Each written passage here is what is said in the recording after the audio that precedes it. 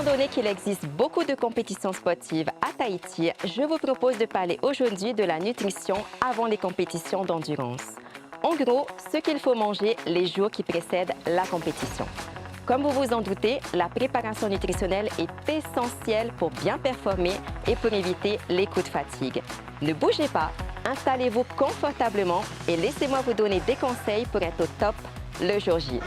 Anaëlle Lopez, coach sportif et nutritionniste. Avec son statut d'athlète professionnel en bikini fitness, elle s'est dirigée naturellement vers le sport et la nutrition.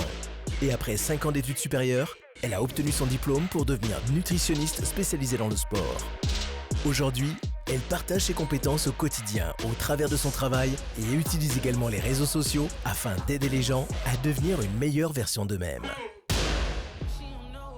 Suivant les disciplines sportives, il faudra se préparer plus ou moins longtemps à l'avance. Disons que pour les disciplines sportives comme par exemple la course à pied, où il y a beaucoup d'impact au sol qui fait travailler le système digestif, il est nécessaire d'adapter son régime alimentaire 3 à 7 jours avant la compétition.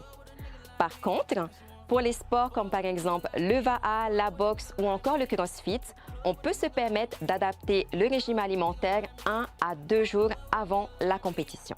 Peu importe le nombre de jours qu'il vous faudra pour vous préparer, il est essentiel d'adopter un régime alimentaire appelé le régime de l'épargne digestive.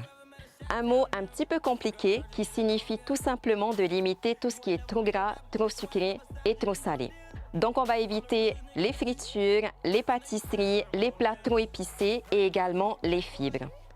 Donc, on oublie le pain complet, les pâtes complètes, le riz complet et on va plutôt privilégier les aliments raffinés comme le pain baguette, le riz et les pâtes blanches. Également, pour les légumes, on va éviter les crudités et on va plutôt se tourner vers des légumes bien cuits.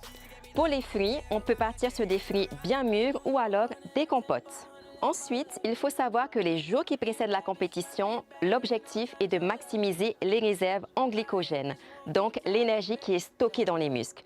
Pour ça, on va augmenter progressivement les glucides jusqu'au jour J. Petit rappel, les glucides sont contenus principalement dans les féculents. Donc on n'hésite pas à avoir une bonne portion de riz ou de pâtes dans ces repas. Dernière petite chose, pensez à vous hydrater correctement. Plus on va consommer de glucides, plus on va avoir de réserves d'énergie le jour de la compétition. Par contre, pour un stockage optimal du glycogène, il faut penser à bien s'hydrater. Buvez régulièrement de l'eau sur l'ensemble de la journée. Essayez d'atteindre les 2,5 litres d'eau par jour que vous pouvez augmenter de manière progressive. Maintenant qu'on a vu les bases de l'alimentation les jours qui précèdent la compétition, qu'est-ce qu'on va manger la veille? Donc, la veille d'une compétition, misez sur un repas qui sera modéré en protéines, riche en glucides et pauvre en graisse. Donc, par exemple, ça peut être tout simplement du riz blanc qui sera beaucoup plus facile à digérer que le riz complet, un morceau de poisson grillé et des légumes bien cuits.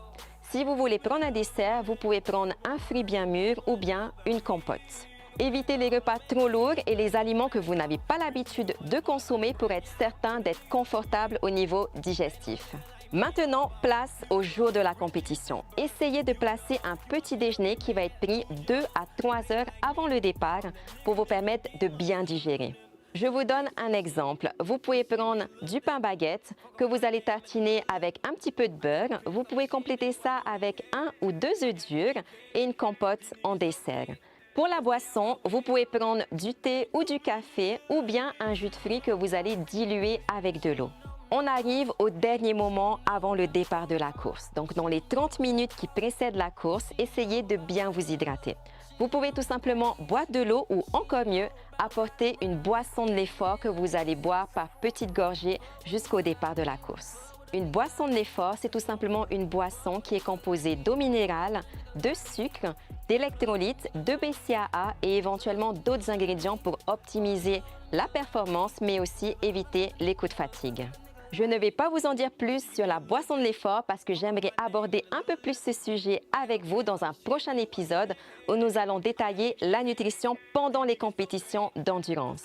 En résumé, une bonne nutrition avant une compétition d'endurance repose sur des adaptations nutritionnelles pour assurer un bon confort digestif, un repas de la veille riche en glucides et également un petit déjeuner adapté. Avec mes astuces, je vous assure que vous serez au top le jour J. Par contre, essayez de ne jamais tester quelque chose de nouveau le jour de la compétition. Pensez à toujours essayer à l'entraînement ce que ça donne pour être sûr de performer le jour de votre course. Je vous souhaite une bonne compétition sportive. J'ai été ravie de partager cet épisode avec vous. On se dit à très vite!